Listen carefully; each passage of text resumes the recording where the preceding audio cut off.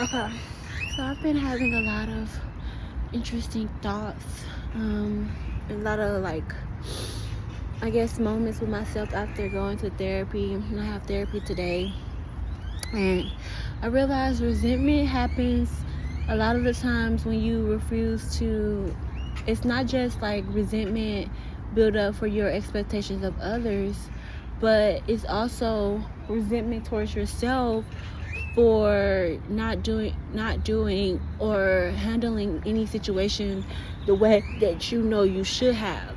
A lot of times when people do something to you, whether it was in your childhood or your adult life, no matter what like time frame it was in, that shit happen. And if you don't give your body, your mind, your spirit, your soul the space it desires and needs to heal, then it is causing self-betrayal, self-neglect. So not only were you probably betrayed by someone, not only were you neglected by someone, not only were you mishandled, misused, improperly treated, whatever, you're now doing it to yourself out of irresponsibility to respond the way a protector would respond to the situation if they could. Yourself at the time, maybe if you could protect yourself at the time, you would respond this way. Maybe if you were the parent, you would respond this way. Maybe if you were the older sibling, you would respond this way. Maybe if you were the younger sibling, you would respond this way. But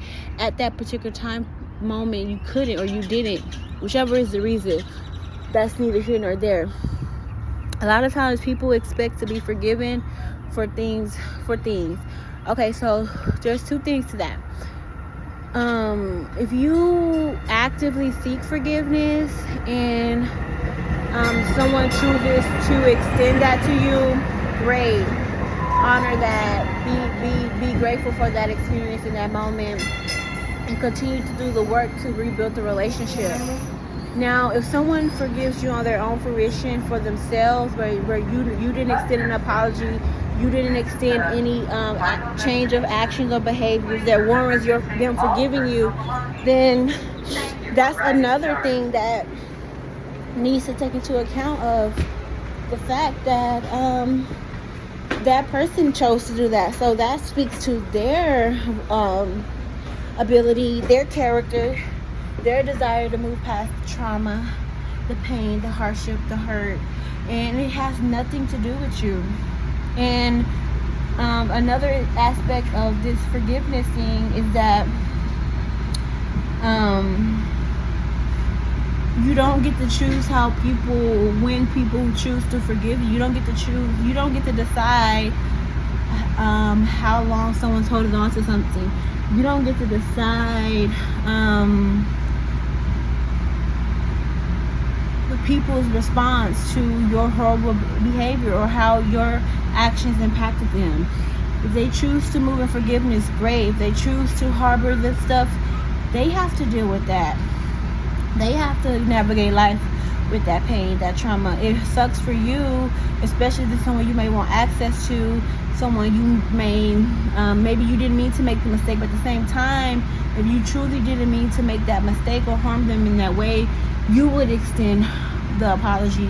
You would extend the actions and behaviors necessary to ensure that this person has an easy transition to forgiveness. But if you're not doing the work, if you're not changing your behaviors, if you're not bettering yourself, if you're not actively showing up as a person that is healed and not like the person or the version of yourself you were when you caused harm, then you're not giving the person room to even build from. So that's even more selfish. And another thing is, forgiveness absolutely does not mean access. So I can forgive you for maybe you did extend an apology, maybe you did have change, and maybe I can actively see that you are a better person. But that doesn't mean that I desire to have that person in my life. It doesn't mean that I have to accept you as you are, meaning not more so accept you. Like, I can accept you from a distance. I can say, oh, she's changed, that's great for her, but I don't have to navigate a relationship with you. I don't have to invite you into my world. I don't have to talk to you. I don't have to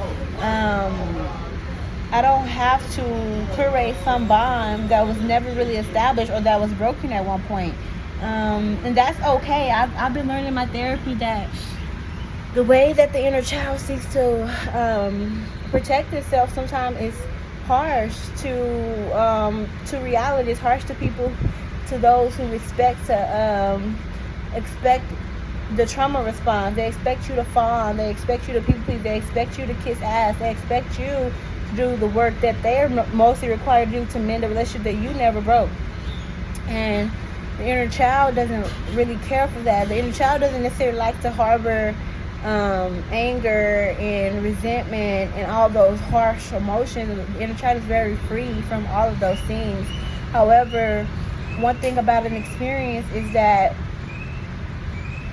if I know I fell off that bike or that train or that sidewalk the first time, I'm not going to do it again intentionally. So oftentimes people expect forgiveness for things that no longer renders them access to you. So I can forgive you for your actions.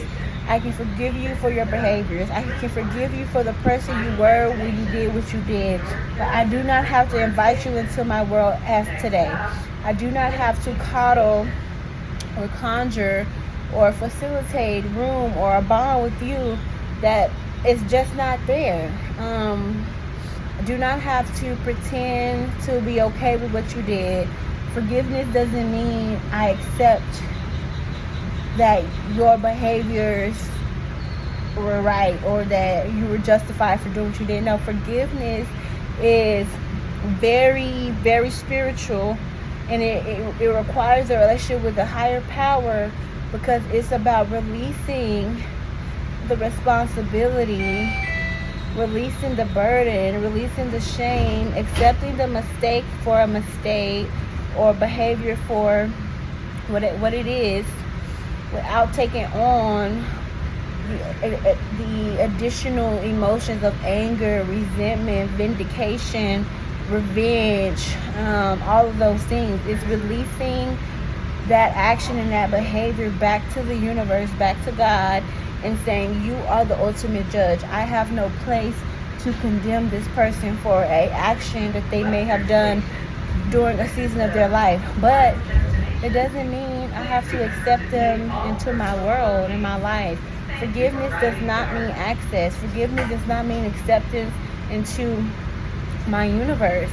And a lot of people can't comprehend that, because they be like, if you forgive me, then we'll be good, we'll be good. No, if you never did what you did, we would be good. And even then, who's to say we wouldn't have grown apart naturally or grown apart some other way? A lot of times people don't want to accept that things happen so that people can learn boundaries, so that people can learn how to advocate for themselves, so people can learn how to communicate that who I am doesn't resonate or align with who you are, and it has so little to do with anything you probably done in the past, or it's not about that. It's just where I'm at today, who I'm choosing to be today, has no business parlaying with a person like you. It's not personal unless you take it personal, and it's personal for me to respect and honor my needs and my boundaries and my desires. People think that some shit is dysfunctional to believe that stuff that isn't normal. Okay, it's dysfunctional to think that normalized behaviors are normal. Just because it's something that's been happening generationally, especially when it's negative, doesn't mean it's a normal and should be accepted behavior. So a part of being a generational curse breaker, a part of ascending and transcending these adversities, is to accept that this happens no more. And sometimes to prevent something from happening again is to cut it off at its head and to strip it down to its nothingness, and to declare your autonomy, and to protect your vessel, your mind, your body, your spirit from ever being accessed by something like that again. So yes, physical distance is required, verbal distance is required, emotional distance is required. I don't desire to be around people who are capable of such behavior, such harm, and I'm capable of that. So I have to sit with myself each and every day. I have to cleanse myself. I have to give myself over to the universe, to the higher power, God, and I have to say, God, cleanse me of my transgressions and help me to forgive those who transgressed against me. But that does not mean we have to have a a dirty dancing party. Like, I don't got a dirty dance with you because you're a sinner like me. That's not what that means. We are endowed our individuality. We are endowed our own journey. We are endowed with the responsibility to our own temple. And if something about you in the past disturbed my temple, or something about you currently just doesn't resonate with the frequency that I embody, that's out of respect for me and my relationship with the universe and God, that I don't have to welcome that in. Now, in the event that, I get something from God that says it's time for you to mend that relationship, it's time for you to open yourself to that relationship, then I know that God will work that through, and it will be authentic and genuine. There won't be any room for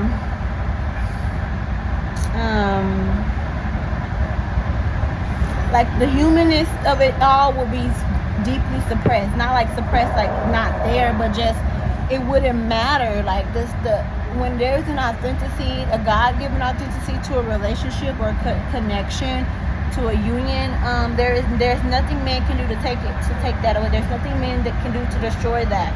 So any human things that come up will be small in comparison to the divine unity that God is putting together, whether that's in a marriage, whether that's in a sisterhood, a brotherhood, a friendship, or any type of relationship dynamic. You'll know when it's divinely orchestrated, because all of the human things are in comparison. Like there is nothing that this human could ever do that would alter the way you are supposed to be in unity with them. And that's how you know God's hand is on that. That doesn't mean that aspects of the relationship doesn't hurt. It doesn't mean that aspects of the relationship doesn't make you frustrated. You're still going to go through the human emotions, the human experiences, but at the end of each moment, at the end of each day, you're going to weigh those odds, and you're going to decide that the spiritual commitment, the spiritual connection, the spiritual unification is more important than the temporary human experience of hurt, of lack, of any sort of discomfort. And so I just wanted to bring that to everyone's attention, because I'm learning a lot about that. I don't have to be in cahoots with people who didn't protect me, with people who chose things or other people over me, who misused me, who did horrible things to me, who treated me unjustly, unkindly. Oftentimes that was that was probably either you operating from sin and not listening to your conscience to not behave in such an evil way, or you were placed on this earth to do what you did, and you have there's no, some people who aren't pure-hearted, who aren't God seeds, I wouldn't say they aren't God seeds, I would say their mission is destruction. Their mission is to get the light to expand, to get the light to show itself. So some of the things that we may feel is wrong because we would never do it, or we couldn't, it isn't something that we naturally gravitate toward, others do easily. Rather, that's just being more easily used by the enemy, or rather like accessibility to the enemy, or being in direct cahoots with that force, meaning you were created, your birth experience, your living experience is that of darkness, which sometimes we look at it as like dark against light, but it's not really that type of warfare. Some people are meant to be who they are, and that's where radical acceptance comes in. That's why forgiveness is better for the light individuals, because you become, when you're able to see it from that perspective, meaning like this person or this being, this entity was, this is what they were created to do. Like, they are here to wreak havoc. They're here to cause enmity. They're here to be destructive. They're here to be violent. They're here to be a monstrosity to salvation and to humanity. And it's up to you, the light being, who maybe have a different mission of sharing the truth, being authentically you, which is no different than that person being authentic them, no matter how much you may despise or don't like what they're representing. Your mission is to be you. Your mission is to spread light, to spread joy, to spread happiness, to spread peace, to spread the power and the importance of God, because this is something greater than I. It's something greater than anything that we could really contain. And it's not to say that the dark side doesn't know how to use good to its favor, because that's the part of having a mask. And it's not to say that the light doesn't know how to use darkness to its favor, because that's also the point of advancing in your mission. It's more so being a respecter of reality, a respecter of the grand scheme, and knowing that we're not in control of the way people incarnate or what they choose to fall phallus to, meaning rather they incarnated that way, or they never got the true spark or connection with God, which is very hard and difficult for people to claim in today's age. Like, unless you live in some third world country where there's no electricity, no Wi-Fi, no nothing, it's very impossible to say that you haven't heard about Jesus or God. And oftentimes people use these far-fetched reasons for why God doesn't exist or why they don't believe in God, and they act how they act. So it's a self-denial. It's an ultimate denial, and their life reflects their choice or their decision to deny the grand God. And so sometimes that hurts those who believe, that hurts those who know and who have experienced God in their own lives, because to I, it sometimes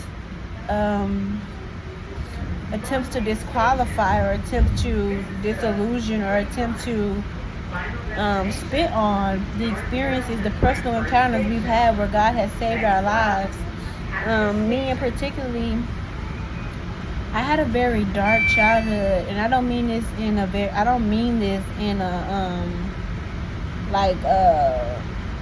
emo way, like, oh my God, I've just been through so. Like, it's not like I could also pinpoint all of the love and light and joy and smiles and happiness that I experienced in my childhood. But primarily for me to experience that light and joy, I had to cling to it through the darkness, from the dark pits.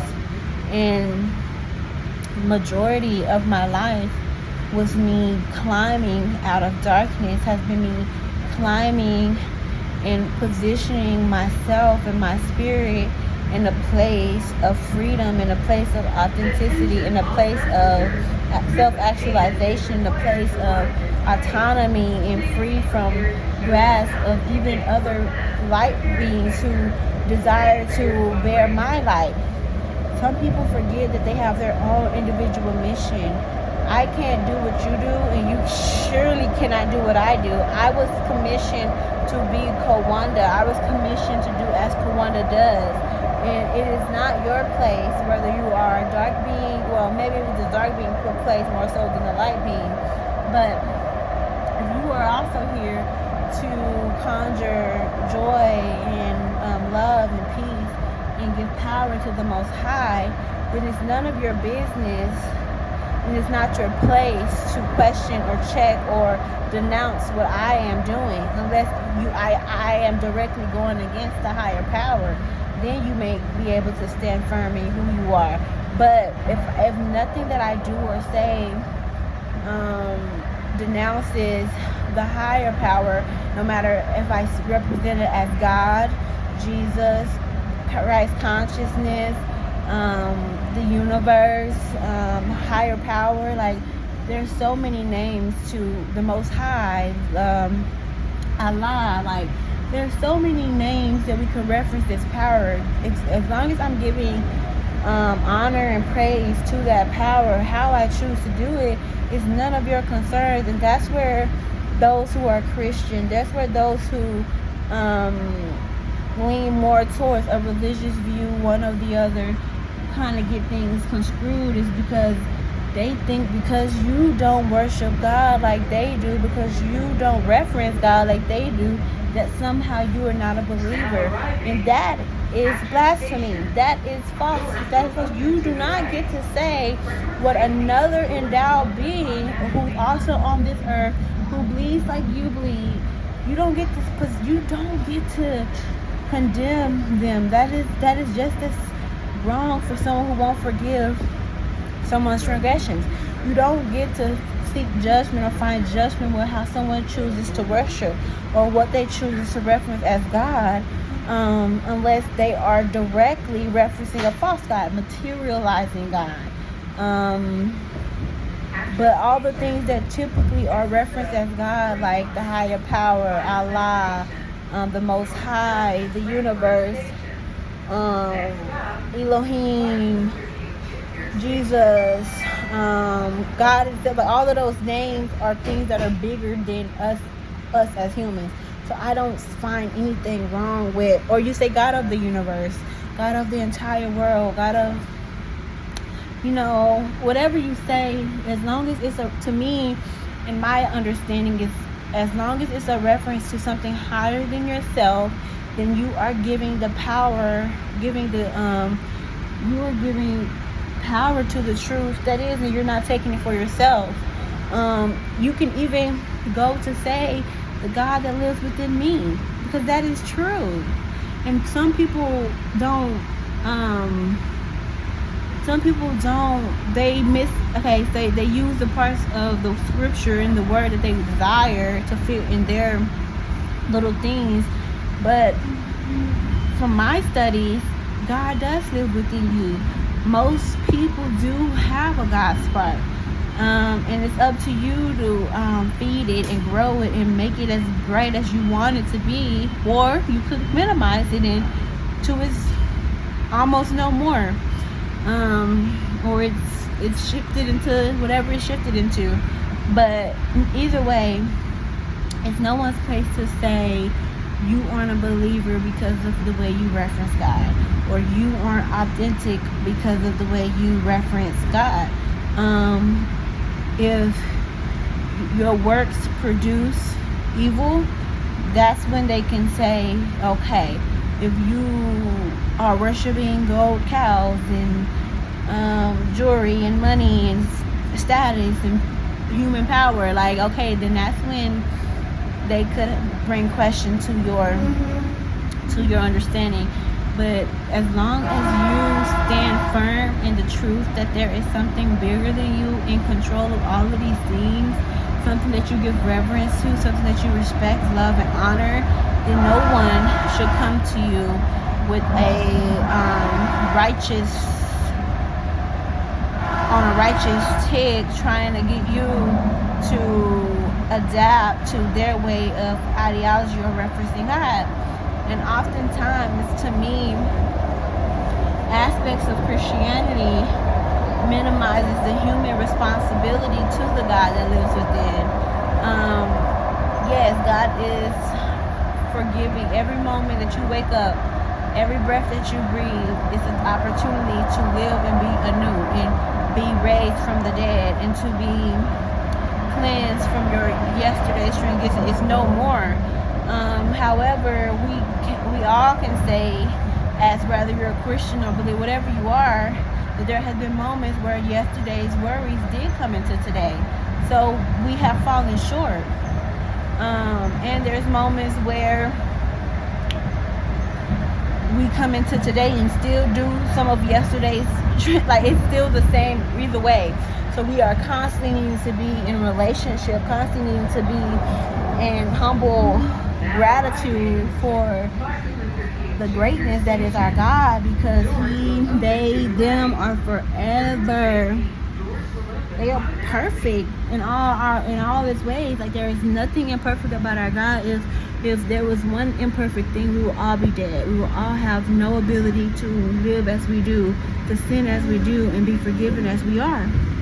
And that's what clings me to the ability to, God, I don't want to I don't want to let this go, but I don't want to harbor this. I don't want to hold on to this. I don't want this to bond me to a reality that I desire to expand from. Sometimes when we're holding on to these pains and these traumas and these past transgressions, we are preventing ourselves from catapulting into the life that God has truly created for us to live. So when I desire to forgive, when I desire to be set free from all the things that have kept me down, that have kept me stuck, it is not for anybody. It is not for anyone else. It is 100% for me to complete the mission that I have been commissioned to do. And that's okay. And it's okay for me to want distance. It's okay for me to not put you in my inner circle. It's okay for me to say that I can forgive you because that's who God created me to be, but we are not friends. You are a human who deserves to be set free, set from bondage of your past. And me not wanting a relationship with you isn't bondage unless you look at it that way. And that's you needing to be accountable and responsible to your choices and behaviors that led to that point. Because the thing about it is we try to hold on to people too closely. Because think about it this way. Let's say you never had done any of those things to me. Let's say you never hurt me. Let's say you never betrayed me. You never neglected me. You never, whatever, caused me any immoral harm, whatever you want to say, right? Who's to say that who I am and who I'm choosing to be aligns with who you are? We could just not mesh. We could just not get. We just don't align. We just don't resonate. It's nothing personal. It's like meeting a stranger and having the first impression and automatically knowing that I'm good. No, this is not my person. No, this is not someone that I would like to continue a relationship with. They've never done me any harm. But who they are doesn't resonate, doesn't align with who I am. And as a person that was God sent and God given the vessel to protect, honor, respect, and uphold, I don't have to welcome in any and everybody in my inner circle, around my temple.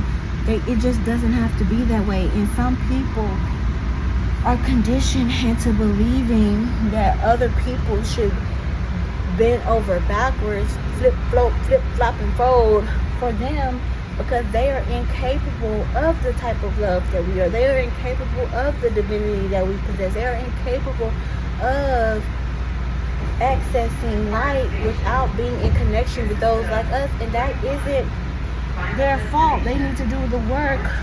They need to go deeper. They need to figure out what's going on within their journey and why they feel they lack whatever they feel they lack. Instead of looking at other people trying to hoard their powers, be jealous of their power, envious of their power, their magic, their whatever. You need to go into yourself. You need to pray. You need to seek God and allow yourself to be revealed. Ask God to reveal to you your heart. Reveal to you who you are. Who were you meant to be in this lifetime, instead of trying to be someone that you're not and take hold of other people. A lot of people are empty seaters, meaning they thrive off of grasping other people's identities and masking themselves in facades. Some of us are natural born gifts of God, archangels, I may say. But even that isn't something I'm just like bragging about, but I stand firm in who I am. I'm not going to allow your low vibration, your insecurities, your lack of confidence to shift my focus on who God has created me to be. So that's all I have for y'all today. I'm gonna post this, upload this. Hopefully it give you some understanding of like who I am, where I am, and what I'm navigating right now as I learn proper boundaries, as I learn how to remain active in my power without minimizing anyone else's power, without harboring so much resentment, so much anger, so much frustration with those who I feel have wronged me, and how I'm actively seeking and praying for a release from bondage of those things. Not so much for the other person, but for myself, because I deserve to be free from the shame and the hurt that those behaviors, those actions caused me.